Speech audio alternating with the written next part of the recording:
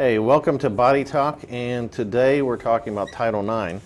And Title IX deals with sexual assault and being nice to each other, I guess, in a nutshell. So we've got two students here, Dan Rahobotham, close, and Kaylin Bell, who, what would your position would be in this student advisory board for? We're just student advisory board members. Okay, not for any particular thing? No, nothing, no particulars. Okay. All right, and there's been something new. I've heard you said fries. Fries. And I've seen this on social media and stuff. I was like, what is fries? I had some for lunch. I'm guessing it's not that. In a sense it is, but in a sense it isn't. FRIES is actually used as an acronym for consent. FRIES is spelled F-R-I-E-S, and it stands for freely given, reversible, informed, enthusiastic, and specific. So, you know, in regards to consent, all of those need to be remembered when, you know, it is being given or, you know, given to you, what have you. But our pop-up sessions we have had around campus, we've had 3 of them so far. The first one was in Bob Evans Farms Hall. We've gone to Woodhall, and we did the Line Center earlier this morning. What's a pop-up session? Well, we kind of took the idea from someone that came in and spoke to us about how he gets his, you know, campus involved in sexual assault prevention and stuff like that. So a pop-up session is essentially just someone in blue shirts, i.e., you know, me, Dan, someone else in the student advisory board. We go to these specific academic buildings, and we don't ask a whole lot out of you, but we just ask you to tell us something that you know about, you know, consent or sexual assault prevention, the bystander effect, anything like that, and we reward you with one of these nice pamphlets that says I Heart Fries on it, and it also has our See, Hear, Speak campaign on the back, but you can take that to Grand Central here on campus and get rewarded with free fries. Okay. And you turn that in? Mm-hmm. Yeah, you turn this, you know, you show it, and that's your coupon. Okay. There was something you said, like, can you go over that just one more time? That was it, you said something effect? Did you say something effect? Effect. No? I never said effect. Okay. I guess we can go over consent. Freely given. Mm-hmm. What does consent look like? So in this regards, we're looking at sexual consent, so before sexual activity. And we're talking about the consent, and that the acronym gives you an idea of what consent is. Consent is freely given. It means that nobody should be forced to giving consent. Reversible, just because you said yes to the tea this morning, it doesn't mean that you're saying yes to the tea this evening. And many people in the campus community will have seen... Can I say no to the tea no to the tomorrow? Tea. Yeah, yes. Absolutely. You can say that you want the tomorrow? Tea today. Yeah, you can say... After the thing? After the thing. Take consent back after yes. the act. Yes, so it's reversible. And informed is like making... the next day? Yes. Well, wow, that's not dangerous. After. It's before the act or during the act. That's why it's important to get consent. I'm just saying, because there's a lot of people like, well, that was stupid. I shouldn't have done that. And, you know, I've heard several people, and here too, that the next day they go, well, I shouldn't have done that. Maybe that was rape. I was like, yeah, but you consented at the time, right? Yes. Right. Well, I thought it was a bad idea today. And so now they go, I think that was wrong. So you're not reversing it after everything happened. You're reversing. Retroactively. You have the point there are to say states like reversing California something before it happens. There are states like California that are going that direction. I'm unaware of what goes on in California. I'm not from here, so I'm figuring out what goes on in Ohio first before I start looking at California. Okay. But also, so, you know, you can stop saying, well, I'm not comfortable with this. Stop now. Yes. That's what that means. Absolutely. Yes. Okay. For sure. And consent is informed. You're making an informed choice of knowing what you are consenting to. Enthusiastic. consent is something that you have to kind of. How would you not be informed? I think that it's a sensitive topic in the sense that when you're speaking to your partner, the informed part comes into play. Like, yes, we can do this, but no, we can't do that. Like, there's a certain line that needs to be drawn, and I think that those two partners need to communicate that so it's an informed decision on what is okay and what is not okay. Okay. So it'd be good to have a safe word. Correct. For sure. You know, because you get in the middle of something and you're just like, hold on, I didn't think that's what you meant. Right. Again, that's where the informed part comes in. and Right. as Gotta well talk as, about it. As the enthusiastic and the specific part is coming into what you're saying here. What does enthusiastic mean? It's the enthusiastic to be. If you don't giving- jump up and down, that doesn't mean, or what? Not necessarily. It's enthusiasm, not in a physical sense per se. Like, you don't have to jump up and down and say that, like, yes, I want to do this. But, Right. like, you shouldn't feel pressured to want to do this. How is the other person supposed to know? There's body language. There's... Guys are dumb. Well, that's why... informed. That's why you inform them. Okay. I'm just saying, you That's know? that educational So this piece is that part we- of our campaign, is to educate people. Right. On I'm just trying to on get the these things. definitions and Right. what the communication is supposed to look like, so that And the people can communication model is this. the most important bit. And specific. So, is it like ongoing consent? Like, can I do this? Yes. Can I do that? Well, maybe I can't do that. Is it back and forth all the time? Because that would tend to ruin the mood sometimes.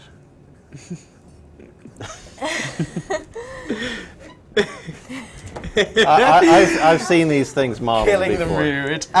So I just think that it's important that the specific is knowing where your boundaries are and respecting those boundaries, but also knowing your partner well enough to be knowing where is comfortable for both of you. It's not just the one person that's partaking in that act.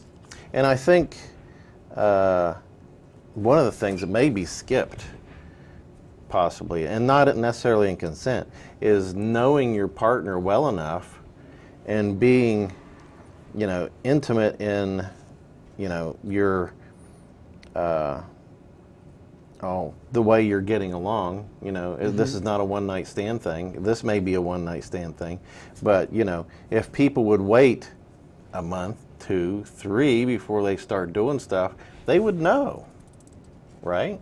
If you got to know that person and not just like got drunk one night and let's go back to the room, you know, then it would cut out a lot of this stuff, I would think.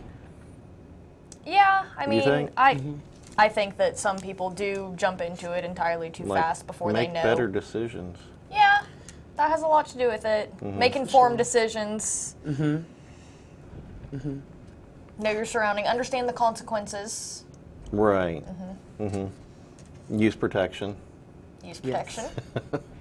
Because if you don't know the person for a given amount of time, then you don't know possibly their sexual history or if they have diseases or whatever. So, you know, Yeah, absolutely. that's one of the things I would promote is slow down a little bit. For sure. Get to know more Not- than just their name, right? Right. Just, yeah, if that, you know. Not a hookup culture. We don't need that. Right. So is that where this is? I was part of the development of the videos and posters early on, and this is all part of that, right? The Title IX project. This is all part of our See Hear Speak campaign. Okay, so you've had soup and substance Yes. things. What do you do there? Is that mainly going over the videos and talking about consent and things? Pretty much, we show the videos. I think there were 6 videos total, so each soup and substance, we picked 2 of them to go over, and then we had discussions afterwards. Oh, the conversation starters? Okay.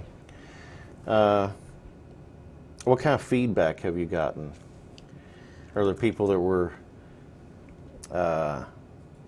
not very well informed and like I didn't know that, or I think it's been interesting because our job is not to lecture people on consent. Our role isn't to stand up in front of the group of attendees and tell them this is what you should do. It's having that open conversation and them feeling that they can confidently advise someone, that they can confidently, if they were in a situation, that they could go about it in the correct manner, and also it's that level of engagement. I mean, we frequently get the same people attending, but it's great when we get new people who haven't heard of the campaign or have been engaged maybe on the minimal scale. But I think that what the Soup and Substance has done has kind of put it out there and also shown the work that has been done on this campus in sexual assault prevention under Title IX, under the See, Hear, Speak campaign, and our goal of changing campus culture. And I think the Soup and Substance has done has just brought people together to talk about it openly and maturely, and I think some people leave there going, I've left with a different opinion because maybe I originally thought, if a guy can't rape a guy, like that could never happen, or and that was one of the major things about the development of the videos. We wanted all the different situations. It's not just guys perpetrating this on women. Right. And I think that was really important to, make sure that everyone was aware that it wasn't just a guy assaulting a girl. We did a guy assaulting a guy, a girl assaulting a guy, which led to a really good conversation when we had that for Soup and Substance. Right. What did you hear from that? I think that I can speak for a majority of people that they think that girls are incapable of assaulting a guy, and if that case were to happen, then the guy he chose not to report it because he would be looked down upon. Like he's not manly enough. Who's going to let a girl not take advantage of them? and that was what was in one of the videos, is a girl was taking advantage of the guy who was passed out, and from the audience when we showed that the first time, people are like, yeah, that's going to happen, right? But that's the culture, is that we wouldn't believe a male victim if he was telling us that a female took advantage of him. And I think that the thing is that I presented to the audience, of young people, was, okay, so it's okay for any woman to do this to you? Well, no. I was like, exactly. It's not okay. There has to be consent. Sure. You didn't ask for that. Right. You don't know who this is. Right. Exactly. And it's a traumatic event, no matter like your race, your gender, or anything like that. Like if something like that happens to you, then it needs to go reported, regardless of the backlash that you might think that you're going to get. And another thing that the the campaign and some of the videos we're talking about was bystanders. If you're at a party or somewhere and you see something going down that's not right, then you have a place to stand up or rescue this person. It's like, hey, why don't you come home with me instead, or I think that let them have another doorway or opportunity to escape. And I think that, one of the most important lessons that I've learned, since being on this campaign and stuff like that, is we went to a conference last semester, and we spoke upon the bystander effect and what we thought it meant. And while it was originally created for... That's what I was looking at, bystander effect. Oh. You said effect. Oh. So what is the effect on the people who are engaged in the situation? You said it's a bystander effect. Is this an effect on the bystander or the people who are engaged in the activity? Both. Both? Okay. Right. What does a bystander mean to a couple who are engaging in activity? What effect does that bystander have? I think or is it until they say the bystander something? is more of an early prevention, because there's not many situations where there would be a couple doing an act and a third being there as a bystander. Yeah. Like, go ahead. Right. I think it has a lot to do with, like, not necessarily a couple, but if that bystander sees, you know, someone pursuing someone else and it's just like, oh, you know, there's something not right about that, that's when they step in and say, hey, you know, hey, why don't you come home with me instead, or something like that. And I think that... To the potential victim. Right.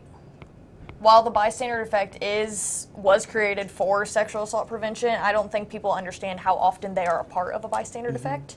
Because I know I personally, like, I have friends that, like, we've been at parties or like in social, sorry, Mom. Yeah, in social events where, you know, they give me the look, like, hey, save me from this guy. Right. Or like they text that me. same or they, thing where you're on the phone call going, oh my, or you're having a conversation and they need saved from right, exactly. whatever and terrible conversation, and you call them on their phones like, oh, I got to go right now. Right, and then you swoop in, and like that's the bystander effect, and I don't think that people realize that they're like a part of it. Yeah.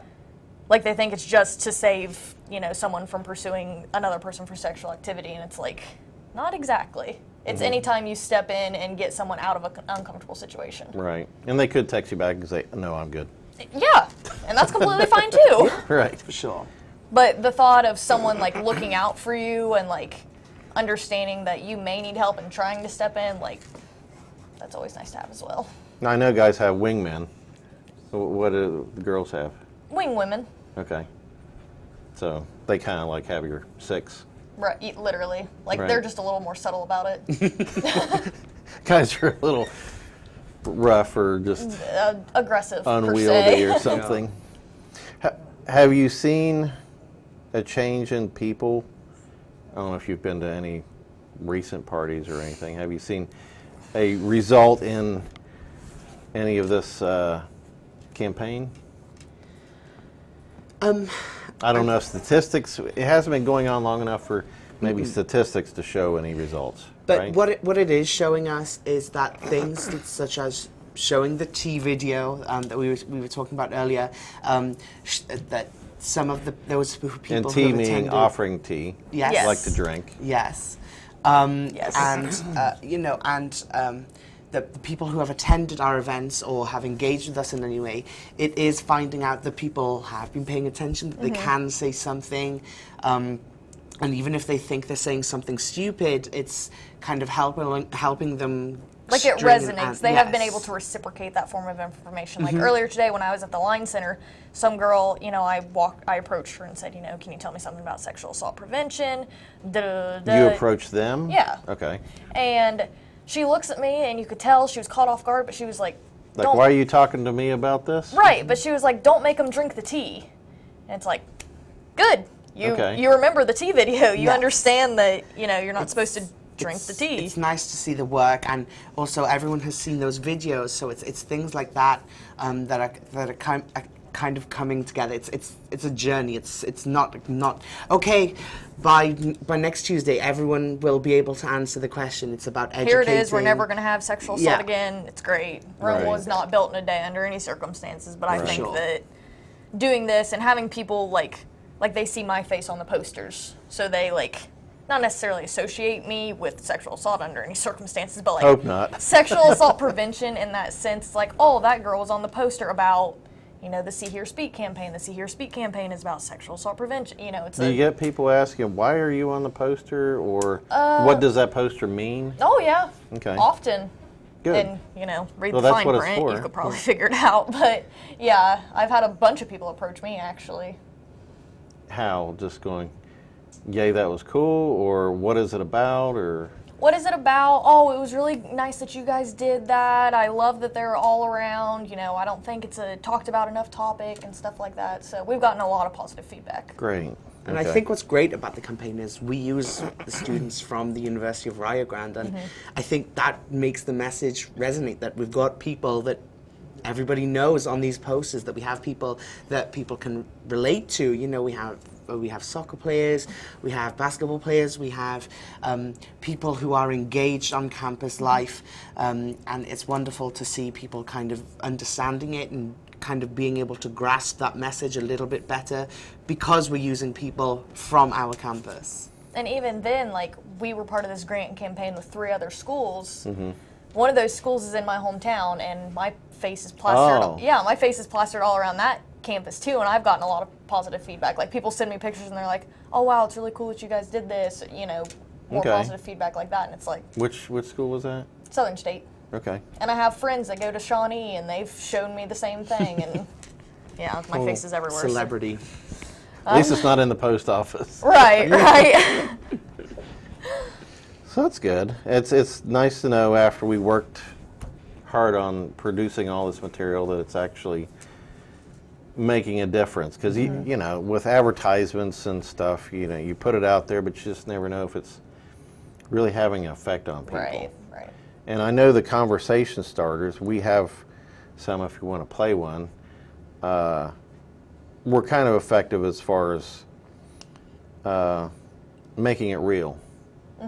You know, because they were taken from real situations, and it was a place to like start. What do you think about this? Do you think that was assault, or where could it have gone differently? So that was, I think, a good one. Where do we go from here? Do we That's like a loaded next? That's a loaded question. Yeah. Next I mean, year, do we just continue having the soup and substance things and doing the same thing? And For this academic year, we've finished with Soup and Substance, and we're working on this. And we're also looking for people to join the advisory board. We have a lot of members graduating, and we wish them the best of luck. We're Both you both guys? graduating, Okay. but we're sticking around for a while. Oh. And you can't get rid of us that easily, I'm afraid. So we're looking forward to keeping on working with campus and getting campus engaged in the work that we do. Be it through our fries campaigns, be it through our soup and substance. And if anybody has any ideas about how we can improve our engagement, or if you want to become a member, then please call in to Student Services and have a chat with Dean Warren, the Dean of Students. She'll be happy to answer your questions. Do you know if the counselors or nurse has seen anyone reporting sexual assaults this year? We wouldn't know if they go to members of staff. I mean, we're not naming names or anything. Yeah, I was just wondering But I mean, if there are people seeking help, like, hey, this happened. Has that happened this year, you think? I mean, they can reach out to RAs, to the SLCs, there's resources on campus. I mean, there's campus police. Every member of staff on this campus is informed on the Title IX procedures, and they are people that students get close to frequently enough, whether it's Right. your advisor, whether it's support staff. Like there's a support structure here, Right. And people should know to use that. Right. And Because everybody, especially in a campus like this, we're very small, and you get to know your advisor, different professors that you kind of like become friends with, and it's not a place where you would go, I want to report something to you and take this information down. You would come to some of these staff people going, I want to ask you a question. Something happened. Was this right? Should I take it, seriously, or brush it off or something, and then goes from there. Just kind of a person-to-person thing, and not a necessarily an official thing. You talk to your friends, but sometimes you can have friends in official places. Right. But that is part of the campaign also, is making sure that people are aware that, if something is wrong, if something is against the Title IX, if there is something that they can report it, they can talk to people about it. So what all does Title IX encompass? It's not just consent, is it? It doesn't seem. No, it's a whole range of things, from human resources and of course there's the student engagement side of it, so preventing sexual assault offenses. It encompasses And a it's whole not lot of just things. simply sexual assault. Sexual assault's a very broad term, that encompasses harassment, Yes. stalking, anything like that. Essentially anything that puts you in an uncomfortable situation. Yes. So it's those things that's not necessarily equality of any sort. I believe. It's mainly the assault type situations, or harassment. So that's covers. been the where our campaigns have been Right, going. that's Right. where our campaign's centered around. Okay. Granted, in like an equality aspect, it like you know, with those videos and stuff like that, we are letting people know that like each offense is, you know, taken seriously. They're all, you know, considered to be taken into consideration in the same way. So like if a girl comes and says that she was sexually assaulted, that it's going to be taken just as seriously, and like the same precautions are going to be taken as if a male came and told us.